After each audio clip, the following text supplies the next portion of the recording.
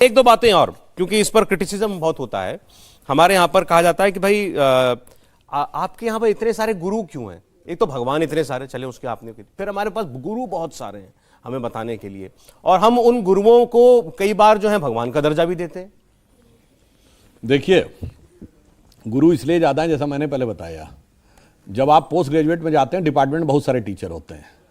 जब आप बेसिक में रहते हैं तो एक ही टीचर काफ़ी रहता है।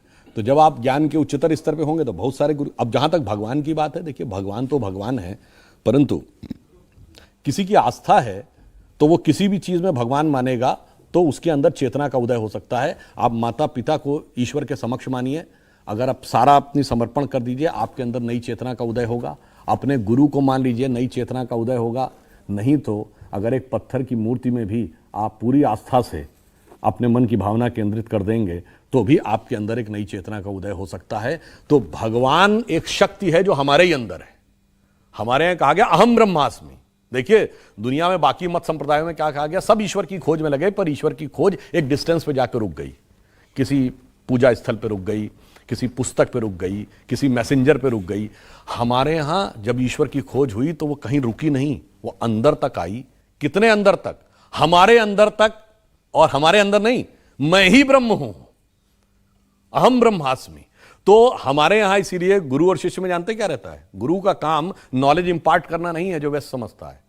हमारे यहां गुरु का काम है उसके ऊपर से जो माया का आवरण है वो हटा देना। इसीलिए शिष्य शब्द जो है वो हिंदी या संस्कृत के शेष शब्द का एडजेक्टिव है, रिजिडुअल। जब आप हटाते हैं ना कोई चीज तो बचा हुआ शेष होता है।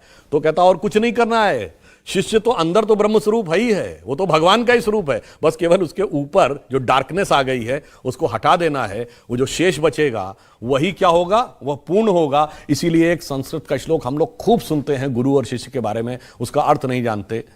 ओम पूर्णमिदं पूर्णमदः पूर्णात् पूर्णमुदच्यते पूर्णस्य पूर्णमेवाय पूर्णमेवावशिष्यते। यानी मैं पूर्ण हूं, पूर्णमिदं, यह पूर्ण है, पूर्णमदः, पूर्ण में से पूर्ण निकालना है। और जब मैं पूर्ण में से पूर्ण निकालूंगा तो शेष भी पूर्ण ही बचेगा। When I will take infinity out of the infinity, the residual will always be infinity. अंत में आपने बहुत सारे प्रश्नों के उत्तर दिए, लोगों के मन में जो बातें थी उनको भी आपने सुना और जवाब दिया। आप एक कविता मैंने आपको सुना था कहते हुए, इतना सब कुछ हो गया, आज आपने बहुत चेतना जागृत करने के भी प्रयास किए हैं, आह्वान भी किया है। हो गए हैं स्वप्न सब साकार कैसे मान ले हम, तो अभी कुछ बचे हैं स्वप्न? हाँ भाई, ये है आज़ादी की, स्वतंत्रता का अमृत महोत्सव है।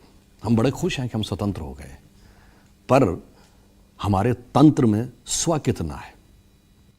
ये वही स्वराज्य है जिसके लिए लोकमान्य तिलक ने कहा था। ये वही स्वराज है जिसको महात्मा गांधी ने हिंद स्वराज कहा था। डॉक्टर हेडगेवार ने 1920 में पूर्ण स्वराज्य का प्रस्ताव लाने का प्रयास किया था नागपुर कांग्रेस अधिवेशन में, परंतु जब वो नहीं स्वीकार हुआ तो वो बात अलग हुई।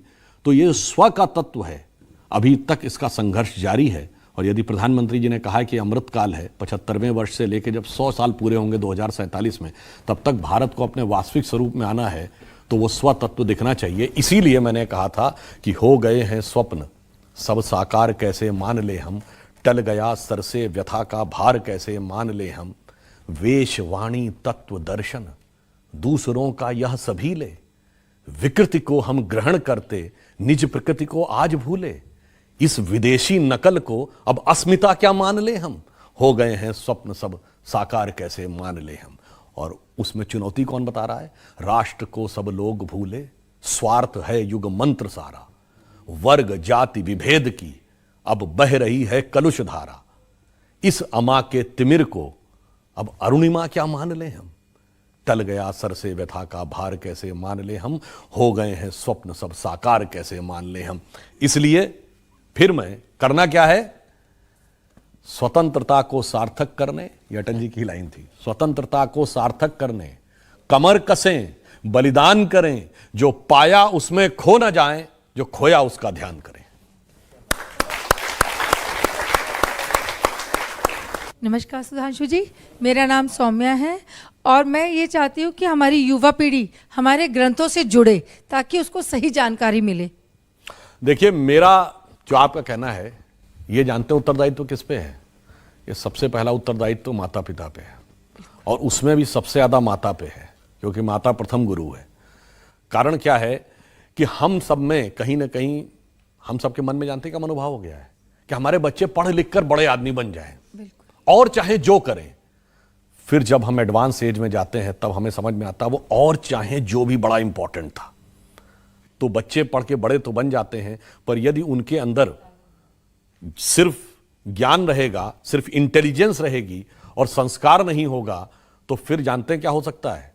बहुत इंटेलिजेंट आदमी भी गलत दिशा में जा सकता है। डॉक्टर होके अफजल गुरु बन सकता है, चार्टर्ड अकाउंटेंट होके याकूब मेनन बन सकता है, सॉफ्टवेयर का जानकार होके बुरहान वानी बन सकता है, और एरोनॉटिकल इंजीनियरिंग का जानकार होके खालिद शेख और मोहम्मद अट्टा भी बन सकता है, और बहुत अरबपति खरबपति बन के भी ओसामा बिन लादेन बन सकता है। इसलिए संस्कार पे ध्यान दीजिए, मन क्या बन रहा उसका इस पे ध्यान दीजिए, बुद्धि क्या बन रही केवल इस पे ध्यान मत दीजिए। धन्यवाद।